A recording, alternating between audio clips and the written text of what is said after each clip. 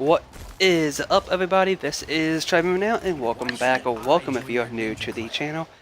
In the day, I have decided that, in a few days, Black Manta is going to be released. And I wanted to talk about who was the best character in Fighter Pack 1. Now, this is also opinion-based, but, I don't know, there could be some merit. Can't really tell you. This is just what I want to tell you about my opinion. And before that, we're actually going to go over what each character really can do. Now, the first one we got was Red Hood, and I would say he overall is probably at least the middle of the high tier section, maybe low in the high tier. And it's just he's got a lot of mix up in the corner. He can fight both up close and at a distance, or even medium range. And he can really just trick you up with how he plays. For a mine on the ground, you jump up to avoid it, shurikens right up in the sky immediately. And then to top it all off, he's got, just some generally decent stats. And then, moving on to Sub-Zero. I didn't think I was gonna like him, because I didn't like Scorpion, but I actually really loved him, and that's just because, in terms of MK characters, he is up there in my favorites. He's number 3. With number 1 being Raiden. I don't want him in the game, trust me. One MK character is enough. I understood the whole Sub-Zero thing, and I'll understand if Olmec or Reptile make it into the next one. If there is a next one. Then my number 2 is Mileena, which I probably won't get any more of. But besides the point, his combos and abilities are a bit of a mix-up of what he has in MK, so it's pretty, you know it, and you just gotta adapt it to how Injustice is played compared to MKX. And, I would say up close, he is definitely the stronger of the 3. And his clone really has to mess with the opponent. Especially because you can kind of treat it like Captain Cold's, I forget the ability's name, but it's like he shoots it on the ground and he can freeze it. And you can literally stand on it, and if someone like Cheetah lands on you, she will be frozen.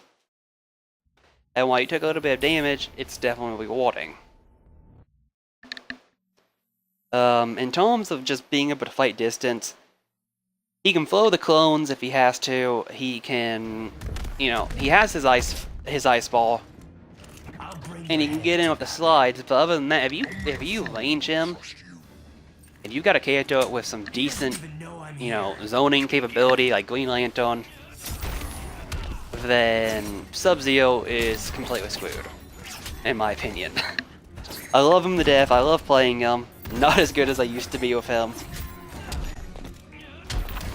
But, yeah, he's definitely overall a pretty good character, as long as he can stay in.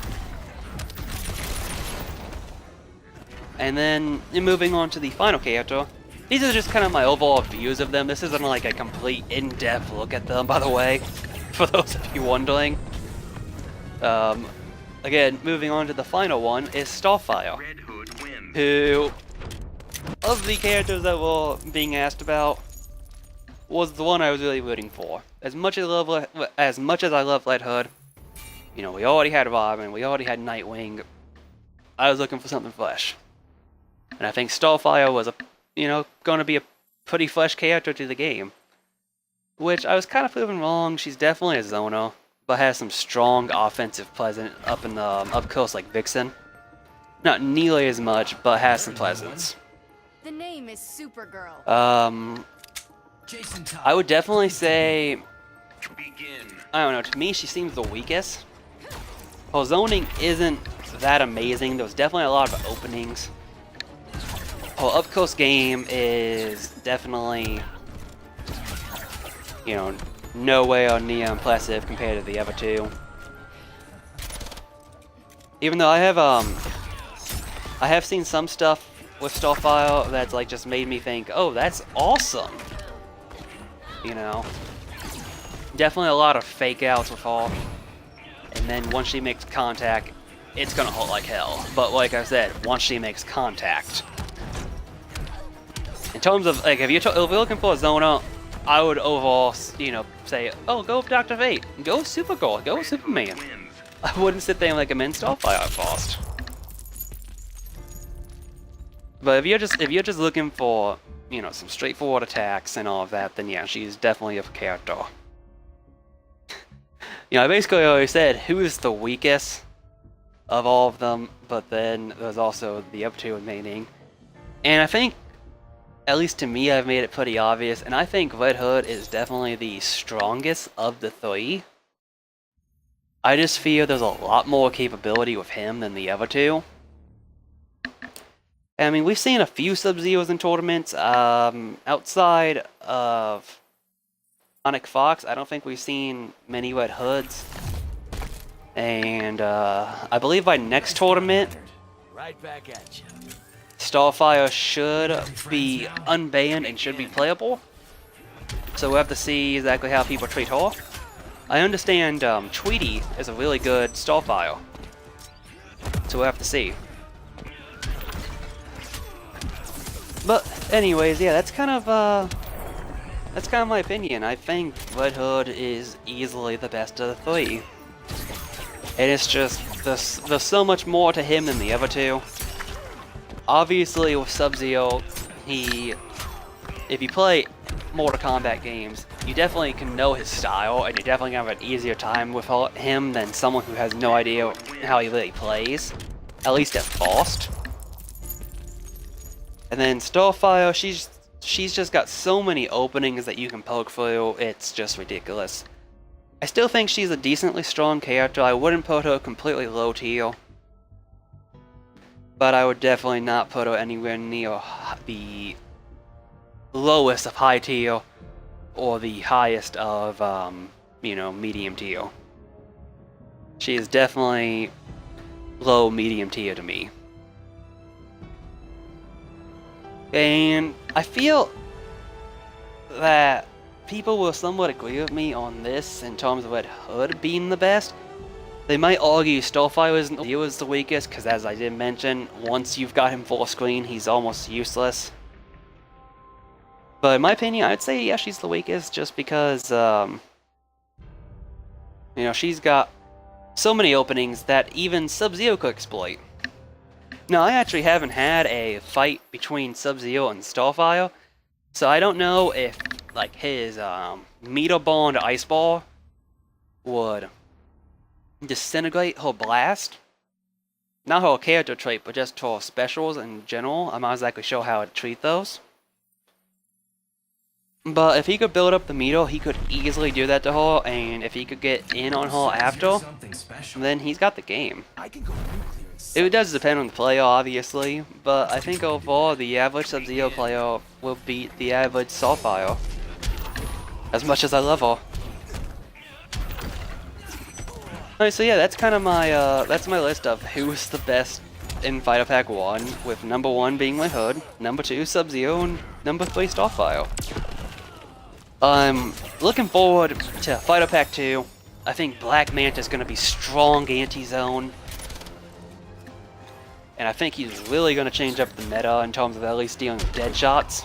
And even Black Adams that like to range themselves.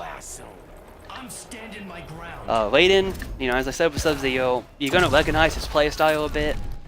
I'm not sure if they're going to do, you know, completely stick with one variation or mix in variations. Like, I'd like to see some essence of the Static Trapper, I believe was what it was called. You know, the one that has static traps. I'd like to see some essence in there. But overall, I think we're going to get the general one that has the teleportation. And then with Hellboy, I've got no clue. I imagine there's going to be some mix-up with him, just because you know, he's got the giant-ass hand to fight with, and then they didn't show it, but he's got his revolver, which I can't imagine they're gonna treat it like the Joker's. I imagine they're gonna try to find something to differentiate. Like, you know, he could fire it, and then it could have way more power to it. It could even be his character trait. or he can meet up on it, and it's kind of like Cyborg where you shoot it forward and then you shoot it up to take care of anti-air. I'm babbling on. This was a video about who's the best in Fighter Pack 1, and I'm always talking about Fighter Pack 2. So I'm gonna go ahead and end it off here. If you liked the video, obviously leave a like to show your support. If you know anyone else that would like the video, please share it with them. Or if you know anywhere people might be interested in it, share it there. Obviously comment down below who you think is the best. Because obviously, everyone's opinion matters. And I like to see what some of you come up with. Anyways, have yourselves a good day or night, and I will see you next time. Take care. Hey everybody, I just want to say thank you for watching. And if you liked the video, obviously give it a like. If you know anyone that would like it, share it with them. And if you got anything to say down in the comments, say it down there. And if you do 1, 2, or all 3 of them, check out the rest of the channel, check out my secondary channel. And if you like what you see, subscribe. Anyways, have yourselves a good day or night, and I will see you next time. Take care.